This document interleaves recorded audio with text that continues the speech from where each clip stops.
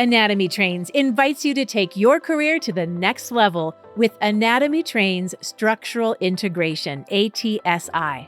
We're kicking off the next training this September in Maine under the guidance of Tom Myers and our expert team. Come map the pattern and shape the change in this transformational 3-part certification program.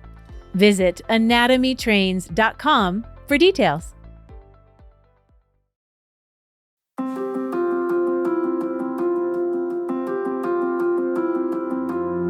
I was in Las Vegas recently at the World Massage Festival. Loved the festival, hate Vegas. I should say this.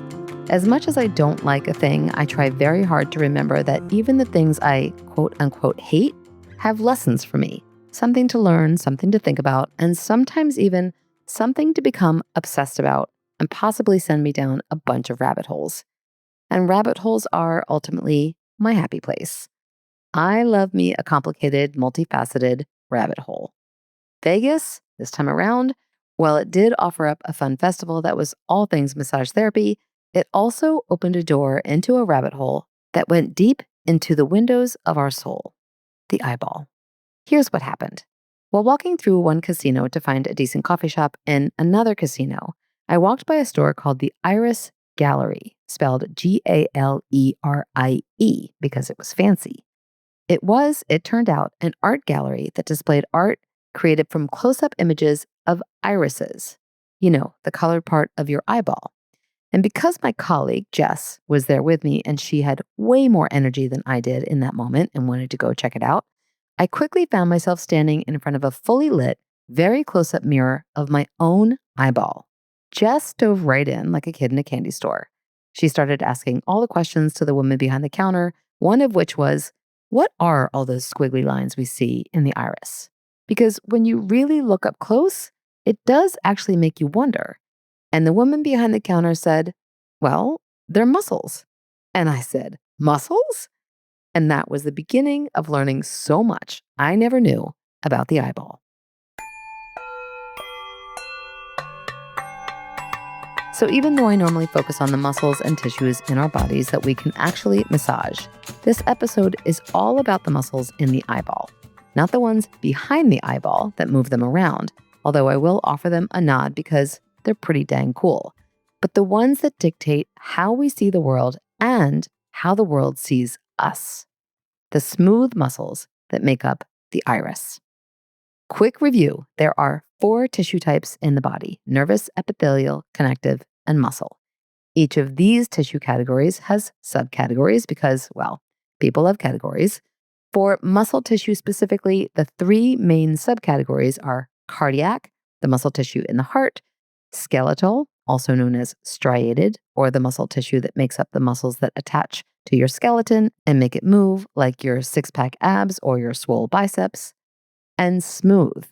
Smooth muscle tissue is, well, smooth under a microscope, and it is the muscle that contracts without us consciously thinking about it. Smooth like our intestines.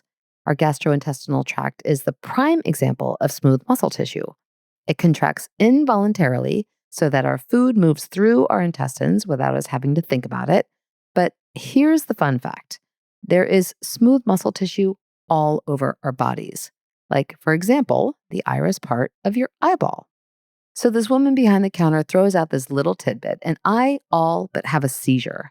I know about muscle tissue, and this has never been brought to my attention. How? So I have this whole Ferris Bueller moment, standing in front of this incredible art in sheer amazement of what I'm looking at. And after sufficient deep contemplation, I promptly get online and do some Googling. Yep, it's muscle tissue. And yep, it's smooth muscle tissue, just as I suspected, contracting and relaxing without us realizing it, so that we can see. So freaking cool. Okay, here's the deal. The iris is basically a muscle group called the pupillary mechanism. It is called such because the muscles involved influence how open or closed the pupil is at any given moment. There are 2 muscles involved, kind of like there are 2 muscles in the biceps, only these are different shapes. One is circular and sits around the pupil itself, and one is radial, like the spokes of a wheel extending from the circular muscle out to the edges of the iris. The circular one, called the sphincter pupillae, yes, that's a funny name, and I give you permission to snicker, is like any other sphincter muscle in the body. When it contracts, it closes whatever hole it's creating. In this case, it minimizes the amount of light entering your pupil. The radial muscle is called the dilator pupillae. When these muscles contract, they pull the relaxed sphincter pupillae open to allow more light into the pupil. So the sphincter pupillae contracts in bright light situations, and the dilator pupillae does the opposite, contracts in low light situations. All of this is really cool, and the very idea that there are muscles in our eyeballs contracting and relaxing to let more or light in is crazy. Not surprising after a little thought, but I feel like this is yet another argument for how complex muscle tissue actually is. These initial steps into this rabbit hole were simple, though. It was all about the iris, and it made a lot of sense. But then, as I made my way further down the rabbit hole, I started learning about all these other parts of the eyeball. Words that I knew, but had I needed to explain them, I would have gotten things way wrong. Words like cornea and sclera and lens, even. I thought I knew. Turns out, not so much. That rabbit hole was turning into a labyrinth, and I dove right in. I'm not going to regurgitate everything I read here. That would take way too long. Also, it's super fun to Google it. I do highly recommend it. But I did start wondering if iris muscles are working constantly, all day, every day. Do they get tired? Is it the same as when quads get tired or upper traps? Do they get trigger points and develop DOMs? I know, especially as I get older, that I get that heavy, strained feeling, maybe some burning, that makes me want to just close my eyes and give them a break. So what exactly is going on? Tired eyes aren't just about the muscles in the iris. When our eyes are fatigued, it's actually a symphony of muscle involvement. The pupillary mechanism is part of it, engaging constantly, adjusting to every change in light every time we look, from our phone screen to our computer screen to our bestie. But that's only a fraction of the big picture. There's another smooth muscle in there, the ciliary muscle, that lives inside the eyeball behind the iris, and it controls the lens. When we focus on something close up, like reading or scrolling through social media, the ciliary muscle contracts to make the lens thicker so we can see clearly up close. When we look at something far away, it relaxes and lets the lens flatten out. This constant focusing and refocusing is called accommodation, and it's happening literally hundreds of times a day without us even thinking about it. Bananas. And then, of course, there are the extraocular muscles, the group of 6 muscles behind each eyeball. These are skeletal muscles, the kind we consciously control, but often we don't with these guys. These muscles are working overtime when we're tracking text across a screen, following movement, or just maintaining a steady gaze. But here's where we come in as massage therapists. All of these muscles, the smooth muscles inside the eye and the skeletal muscles around the eye, they're all connected to our nervous system. And our nervous system, as you well know, doesn't exist in isolation. It's intimately connected to our stress response. When we are stressed, our sympathetic nervous system kicks in, the fight or flight response. And what happens to our pupils when we're in fight or flight mode? They dilate.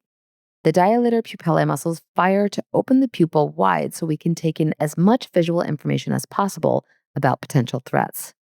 Meanwhile, our ciliary muscles also gear up in an attempt to focus on whatever the task at hand may be, a noise outside or a demanding email or whatever. But it doesn't stop there. Stress also creates tension in the extraocular muscles behind the eyes and the muscles in the face that give your eyes character, like furrowing your brow or squinting or squeezing your eyes shut in denial of that email or that noise outside. The muscles around your eyes are, in fact, some of the first to hold stress patterns. And here's the kicker. This creates a feedback loop, one you know all too well. Tense muscles decrease blood flow, which impacts how well muscles function. Poor circulation means less oxygen and nutrients getting to not just the skeletal muscles, but also the iris muscles and the ciliary muscles, which makes them work less efficiently, which makes our eyes feel more tired, which makes us strain harder to see more clearly. It's the doom scroll of the eyeball. And this is where massage therapy comes in.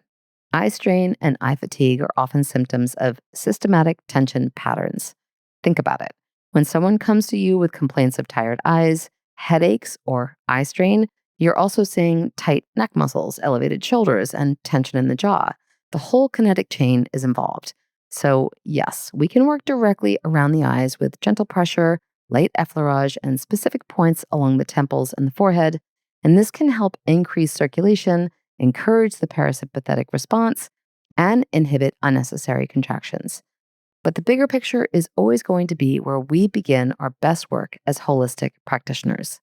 Targeting tension in the neck and shoulders is not specific to neck pain or shoulder pain. We're improving overall blood flow to the head and to the eyes.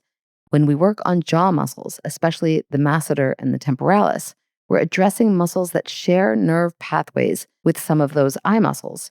When we help someone's nervous system shift from sympathetic dominance to parasympathetic rest and digest mode, we're creating a systemic pause button, including helping the muscles of the iris find some relief.